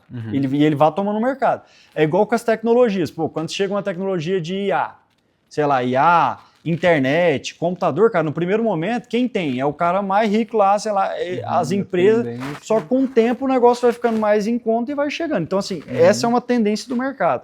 Cada vez mais a nossa geração quer comer coisas mais saudáveis, quer comer fruta orgânica, etc. Então assim, essa é uma tendência no tempo da coisa ir ganhando mais força. Tal. A Solotec especificamente, Luca, a gente é o contrário, eu diria o contrário do agrotóxico, porque a gente não tem produtos químicos na nossa linha. Os nossos produtos são todos produtos que são produtos que têm essa linha mais sustentável. Por exemplo, o próprio Surround é um produto que é mineral. Ele não afeta em nada na planta no sentido de na planta e nem na fruta que a gente está tratando com o Surround, ele não entra para dentro da planta, ele não entra para dentro da fruta, ele é um produto físico. Então ele atua como um produto mineral, como se fosse uma rocha lá que você extrai a rocha, você aplica no produto, e mesmo que eu jogar em você um negócio que não vai afetar nada internamente, ele vai atuar só por fora, fisicamente, sabe? E é um produto que não tem substância química nele. Tanto é que o Surround, especificamente, ele é um produto que ele tem selo orgânico. Legal. Então ele pode atuar na Europa, ele atua, na verdade, é um produto mundial, né? Ele atua em todos os mercados do mundo inteiro, e ele tem selo orgânico na Europa, nos Estados Unidos e no Brasil. Então é um produto que pode atuar nessas culturas que são para exportação, para a Europa, para mercado orgânico, etc. Fruta orgânica, essa coisa, o Surround ele entra tranquilamente porque ele tem selo, ele tem tudo para atuar nisso. E os outros produtos da linha da Solotec, por exemplo, o Action SI, que também é um outro produto que entra nessa linha de produto sustentável, um produto que é amigável, assim, porque ele não tem também substância química que ele não é um produto registrado químico que entra nessa vala dos produtos químicos. Então, assim, toda a linha da Solotec são sempre linhas que têm, e aí eu não posso falar que é contrário, totalmente contrário, porque não é que a gente também é uma empresa 100% orgânica. O Surround é orgânico, mas a nossa linha de produto é sempre produto que envolve tecnologia, mas algumas tecnologias elas têm algum conteúdo que tem algum componente que seja um pouco químico, mas não é majoritariamente químico. É mais ou menos isso, sabe, Lu? Entendi. É assim, é porque, de novo, não é tão simples a gente migrar tudo do químico para o orgânico, mas a Solotec, se fosse olhar, a Solotec é mais nessa linha do orgânico ou do químico? Ela é mais a linha do orgânico, do sustentável, de linha de tecnologia, etc. Então, assim, e o mercado maior hoje do agro, principalmente no Brasil, é um mercado que, cara, o dominante é agroquímico. Então é muito natural, igual você falou, cara, é muito natural você pensar em agro e pensar em agroquímico. Só que a Solotec, ela entra nesse nicho menor de produtos de tecnologia, de produtos que tem uma linha de produtos diferenciados que vão atuar nessa linha, nesse nicho menor de produtos que são mais sustentáveis, de produtos que são mais amigáveis para a planta, para o orgânico, etc. Entendeu? Hoje os dois principais produtos nossos é o Surround e o Action SI, que são dois produtos que poderiam ter selo orgânico, sabe? Então o agricultor que usa o Surround, necessariamente, ele não precisa ser orgânico, por exemplo, ele pode usar agroquímico também. Ele pode. Outro lado. O produto, pergunta de novo, só para entender. O produtor que usa o Surround. Sim. Não necessariamente dizer... ele vai ser só orgânico, não. Exatamente. Por exemplo, na soja, cara, se você for olhar o percentual de soja hoje que é orgânica no Brasil, eu nem sei falar, mas assim, a soja, sei lá, 95% da soja, 99% da soja do Brasil é agroquímico no 12. E nem por isso o produtor não. Ele pode usar o Surround e ele vai usar os agroquímicos normalmente. Então, assim, não é que uma coisa você usa só orgânico e vai ser só orgânico. No caso do cara que usa agroquímico, né? O Surround, o cara que usa agroquímico, o Surround, ele não é excludente no manejo dele. Ele pode usar o Surround. Agora, o cara que exporta fruta orgânica, ele tem que usar só orgânico. Ele vai vender para um mercado que é de orgânico, aí ele não pode usar o químico. Uhum. Mas esse mercado até de como auditar esse mercado orgânico, também existe uma certa nuance aí de se de fato, por exemplo, o que você vai comer lá no mercado? Existe ainda, eu acho que um amadurecimento a ser feito nesse mercado, Luca, até de legislação, querendo ou não, no Brasil as coisas são um pouco assim, né? Elas podem passar ainda muitas coisas que não são exatamente aquilo que às vezes você está vendo lá no mercado. Por exemplo, eu vou comprar um morango que é orgânico, cara.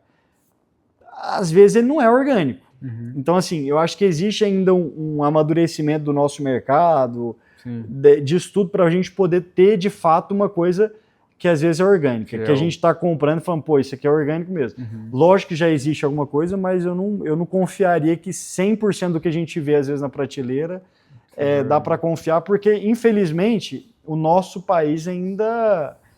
a gente ainda é muito, assim... não o nosso país, mas eu acho que o mercado como um todo é um pouco amador, assim, no sentido de a gente tá aprendendo a organizar essa situação toda, assim, do que é orgânico, o que é químico, e conseguir separar este fato e falar, cara, pode confiar que isso aqui tudo é orgânico e tal. Entendi. Entendeu? Entendi. Então existe um amadurecimento a acontecer. Entendi. Mas naquele vídeo seu lá, cara, que você fez, ficou top. É só, eu acho que tirar aquele ponto ali do... Não, eu já consertei, eu fiz semana passada, o povo que me mandou lá. Eu vou mandar hoje, eu espero. Não, mas ficou bom, cara. E assim, foi ideia minha. E o produto ele é usado na banana, no mamão. Eu ia perguntar isso também, última pergunta minha.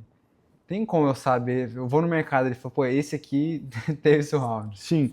Uma coisa que você vai ver, Luca, hoje as melancias, um mercado da melancia, é um mercado que a gente entrou muito forte com esse produto surround. É isso que eu ia perguntar. Inclusive, qual produto que mais é usado, assim? Então, hoje é o surround e o Action SI. Eu digo, aonde que o surround é mais usado? Ah, tá. Quais são os maiores mercados que a gente está usando hoje? Isso. Cara, a laranja a gente é muito forte. Uhum. O mercado de melancia a gente é muito forte.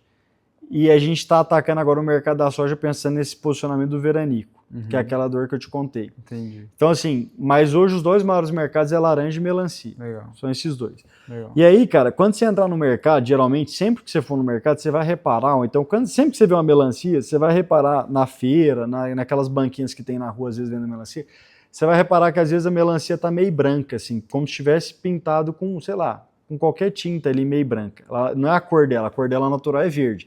E aí você vai ver uma camada ali de um negócio meio branco. Esse produto, geralmente, é o nosso. Entendi. Quando você vê essa melancia branca, é o surround que está aplicado ali e que o dono do mercado não limpou ele. Uhum. Você passou um pano ali e você tirou o produto. Basicamente Entendi. é isso, né? Você limpou ali, você tirou o produto. Então você vai ver assim. E outras frutas que às vezes você vai ver com o surround, às vezes é um mamão, pode ter a aplicação do produto, o próprio abacaxi é outra fruta também que tem o produto. Maçã. Frutas, então. A verdade é que, cara, qualquer coisa que você plantar, qualquer florzinha que você tiver em casa, Luca, inclusive hoje eu vou te dar uma amostrinha de um produto, uma embalagem nova que a gente está fazendo, que é uma embalagem para a gente poder usar em jardinagem. Então, uso doméstico e tal. A gente está com uma amostra aqui e eu vou pedir até para você, eu vou te dar para você poder levar para casa.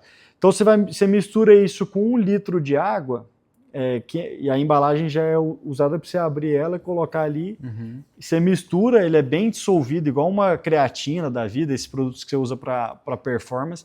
Você vai misturar com uma colherzinha, ou então você vai agitar numa garrafinha que você tiver de 1 litro. E vai aplicar. Se você tiver aquelas bombinhas de álcool ou de cabeleireiro, você vai colocar ali, vai agitar e vai bater numa planta. Não sei se você tem alguma plantinha ali na sua casa que fica no sol. Cara, mas você mora em apartamento, né? Tem umas orquídeas lá, cara. É mais isso mesmo. Mas assim, se ela estiver exposta a sol, é legal fazer a dinâmica. A gente brinca muito aqui, Luca, que é fácil de ver o surround especificamente, como que ele atua. Porque você pega qualquer planta, cara, que fica exposta ao sol, e a gente faz essa brincadeira até aqui na empresa hoje, que a gente tem uma área verde aqui que dá para fazer isso. Você pega essas plantas que ficam expostas ao sol, qualquer planta, pode ser uma planta mais igual a orquídea, que é uma coisa mais ligada à estética ali, flor e tal, ou pode ser alguma coisa que dê fruto. Enfim, qualquer coisa que fica ali exposta ao sol, você pega ali, cara, o produto e aplica um pouco numa parte da planta e numa outra árvore, então no lado você não coloca. E você faz isso de manhã, assim, cedo, você coloca o produto e volta ali umas 4 horas depois no dia de sol. E aí você vai ver claramente, a gente sempre faz essa brincadeira, até para os nossos vendedores, o nosso time interno, entender o mecanismo de ação do produto. Porque aí ele vai ver claramente assim, Luca, que aquela planta que está exposta ao sol, ela fica, e não está com surround, ela fica murcha assim, ela fica morta. Acho que eu vi um post de vocês sobre. Ela fica morta e aquela que a gente usa o surround, ela fica espalmada assim, como se ela estivesse viva, e é literalmente isso que acontece dentro da planta. Tipo assim, aquela que está morta, cara, é um pouco do Luca no final da prova lá, cara, ele não tem mais nada para dar.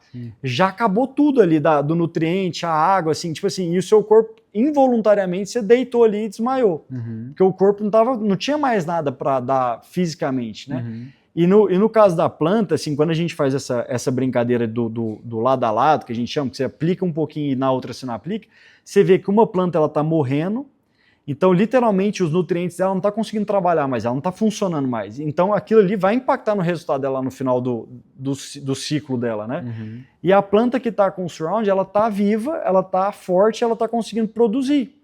Então, assim, essa dinâmica é muito visual, até para um leigo, porque ele vê, cara, na prática que aquilo ali vai dar ruim no final do dia, entendeu? No final da colheita, no resultado final.